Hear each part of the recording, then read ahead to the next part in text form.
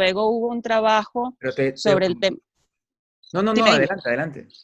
Luego estuvo un trabajo que sacamos sobre el tema carcelario. Yo no sé si ya estabas tú allí de asistente de edición cuando sacamos cuánto producía una cárcel.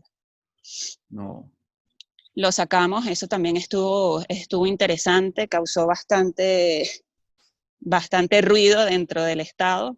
Luego vino este caso de la masacre que hubo de estos estudiantes de la Santa María, que logramos conseguir el expediente y teníamos información de primera mano con el expediente desde el diario.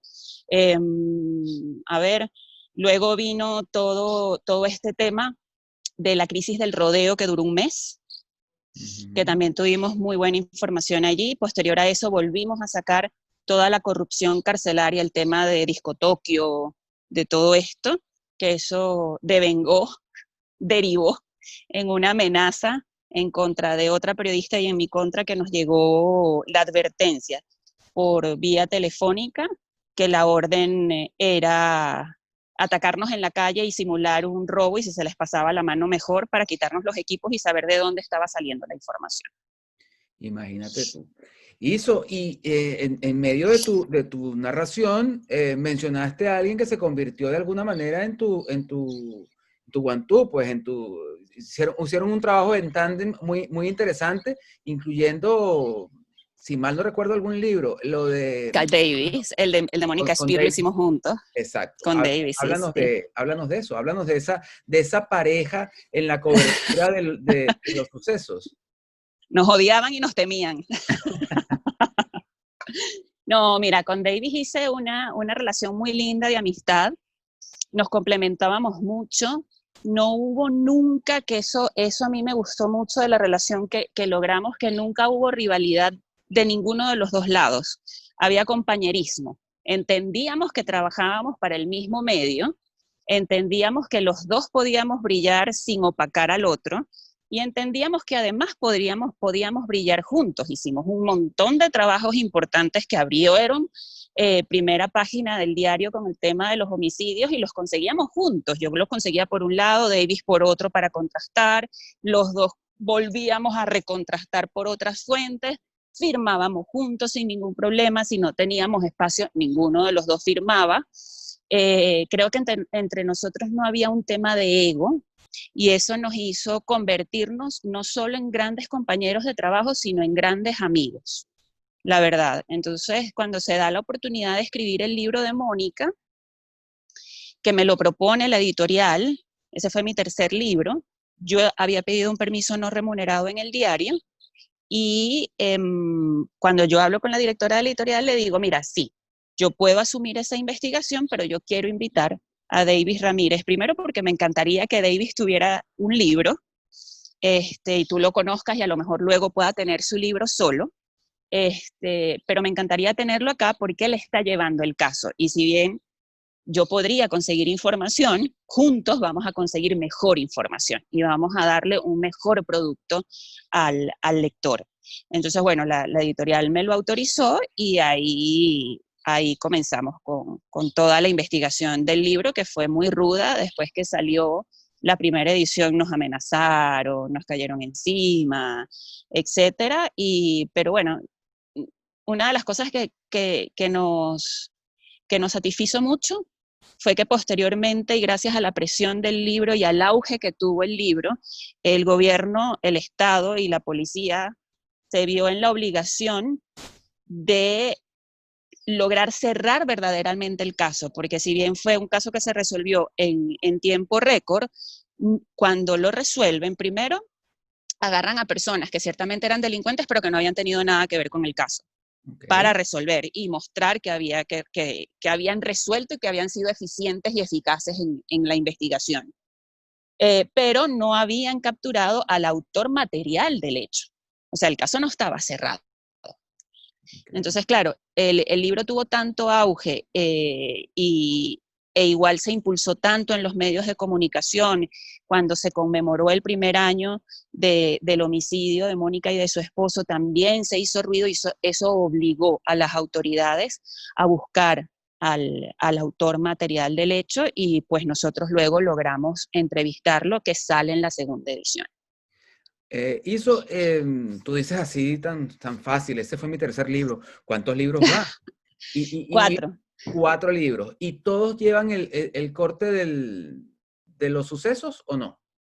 El último no. El primero que fue, yo digo que fue un intento de novela, pero eso es más un cuento largo que una novela. El segundo sí es un libro periodístico, es una radiografía de lo que en ese momento era la inseguridad, de todo el tema de la inseguridad en el país, pero contado desde los protagonistas. Por eso nos esforzamos, el fotógrafo y yo, en buscar, bueno, un secuestrador, un asesino, una mamá que hubiese perdido a sus hijos víctimas de la violencia, sobrevivientes, preparadores de muertos, vendedores de servicios funerarios en la morgue de Bellomonte. Entonces, bueno, allí hay como un paseo por todo el tema de la inseguridad y cuando la idea era que cuando el lector se paseara por las páginas, entendiera, no justificara, que eso también lo dejamos como muy claro en la nota de autor, por lo menos entendiera sin justificar por qué teníamos ese problema en ese momento. Ciertamente ahorita es mucho más agudo, pero era importante que la gente se acercara como desde otra ventana a esa situación, porque claro, muchas veces, no sé ahorita, porque no tengo 2 años fuera del país, pero en ese momento recuerdo que mucha gente leía las páginas y decía, esto no me va a tocar a mí, esto no me va a tocar a mí, esto no me va a tocar a mí. Ah, bueno, allá esa gente. Y resulta que no, que es un problema en el que todos tenemos un poquito que ver. Seguro. Y entonces el cuarto libro, que entonces no se pasea por el lado del suceso, ¿de qué va? No, el cuarto libro es la historia de vida, no una biografía, es la historia de vida de una venezolana que tiene autismo clásico moderado de alto nivel de funcionamiento, con hipersensibilidad en los 5 sentidos, con un coeficiente intelectual de 195, es decir, más alto que el de Albert Einstein. Ella se llama Beatriz Lemus, además es un prodigio musical y es médico y es fisiatra y trabaja en el hospital militar. Y todos sus compañeros y sus jefas no la dejan irse por ningún motivo porque es la mejor fisiatra que ha pasado por esa unidad, dicho por ellos mismos. Ella es la protagonista de un material audiovisual que tú publicaste hace relativamente poco en un intento multimedia del Universal. Sí, señor. Ella es la protagonista. Y luego, después de eso, lo sacó Ana Bacarela en IBC. Okay. Y luego la sacaron en Globovisión también en otro programa, pero sí, en este intento de microdocumentales que se trató de hacer en el Universal y que íbamos muy bien hasta que se cayó el servidor. Cosas que pasan, ¿no? Exacto. Ese intento iba bastante bien, ¿oíste? Íbamos muy bien, o sea, nosotros salimos e íbamos creciendo hasta que ¡pum! Bueno, ya no pudimos seguir. Pero sí, ella sale. Sé de lo que me hablas. Pero antes de hacer ese intento con el Universal, hiciste un trabajo, si mal no recuerdo, otra vez con Davis en Televen o por Televen, sí. y con Luis Olavarrieta. Háblanos de ese intento en televisión.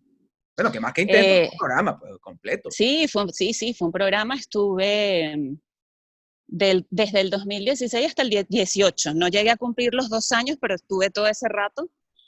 Y fue una experiencia súper rica, me encantó, sobre todo porque me permitió enfrentar ese miedo escénico horrendo que siempre he tenido y darle un poquito, a ver, déjame ver cómo lo digo para que no vaya a sonar chocante ni lo vayan a malinterpretar, pero como haber podido aportar todo el conocimiento del periodismo que yo adquirí, y que Davis y que Yavanero, los 3 habíamos adquirido como en el periodismo impreso, que siempre tienes que investigar un poquito más porque tienes como más tiempo, etcétera, y poder tomar esas herramientas y aportarlas a este trabajo televisivo, que siempre es como más rápido y tal, pero logramos darle un poquito más de profundidad a este programa como se le daba en la televisión de hace mucho tiempo en programas parecidos. Entonces fue una experiencia muy rica, pero más que todo porque, bueno, aprendí muchísimo de televisión, aprendí un montón de cosas, aprendí a andar más arreglada, a maquillarme, no me digas. No, eso no fue lo más importante, sino que a resumir mucho, a condensar la información, a tratar siempre de decir lo más importante para aprovechar el tiempo. Estábamos en un momento de autocensura muy preocupante, porque había mucha presión. Autocensura, dices. Sí, sí, muy preocupante, porque había mucha presión de Conatel hacia el canal. De hecho, en 2 oportunidades, a mí me llamaron y me dijeron, oye, Iso, porque nosotros hacia el final, o sea, el formato era presentar el caso, presentar protagonistas, y nosotros éramos como un hilo conductor, dábamos algunos tips, y al final cada uno salía dando un análisis de una arista distinta del tema que se estuviera tratando. En alguna oportunidad yo me puse como muy incisiva y me cortaban. Y sin embargo, aún cuando editaban y cortaban y todo eso, llegaron dos llamados de atención por mi participación al canal. Entonces, bueno, me pidieron que bajara un poco más el tono, yo dije que yo no lo, o sea, que lamentablemente yo no lo iba a bajar, que si tenían que cortarme, me cortaran, yo no tenía ningún problema, pero que yo iba a cumplir un poco, pues, con mis creencias. Y que yo lo que estaba diciendo un poco allí estaba avalado por investigación, no es que yo estaba hablando a lo loco, ni estaba diciéndole tripas azules y barriga verde a la gente, no. Yo estaba diciendo una cosa que yo había estudiado, que había evaluado, que había analizado, en fin. Y recuerdo que una de las cosas que aprendí mucho fue a pensar en cómo dar el mensaje para poder decir la información sin que generara un problema. Y uno de los casos fue un programa que hicimos con médicos para trabajar el tema de la inseguridad dentro de los hospitales y todo este tema que ellos vivían cuando llegaba un delincuente herido y llegaban los de la banda rival y llegaban los de los amigos, los cómplices y amenazaban y todo esto. Y yo me senté con los médicos y les dije, miren, si ustedes me llegan aquí a decir, no, que el Estado, que la inseguridad, que los militares, que esto, que ustedes, que tú, que yo, que aquí no sirve nada, que todos son unos delincuentes, o sea, si dices eso, no vas a salir y el programa se nos va a caer. Entonces, vamos a ser más inteligentes. Utiliza tu lenguaje médico para hablar del problema. Entonces, por ejemplo, yo les decía, ellos después, oye, lo acomodaron, por supuesto, pero yo les decía, a ver, si tú me dices, mira, Venezuela tiene un cáncer con metástasis en no sé qué y el tratamiento podría ser tal cosa, lo estás diciendo todo y no estás diciendo nada. Yo no me voy del país porque mi paciente más importante es Venezuela. Y yo sé que la podemos recuperar de las enfermedades múltiples que tiene. El efecto especial que acaba de sonar es absolutamente Fue natural. maravilloso. Fue maravilloso. Te lo pedí, te lo llamé a los carabineros y te lo pedí. O sea, yo tengo aquí la radio prendida, cuando yo estuviera hablando de eso, venía el efecto. Tendrá el efecto. Y así funcionó. Los médicos utilizaron su jerga para explicar ese problema que tenían. Sí. Y así salió. Y así salió.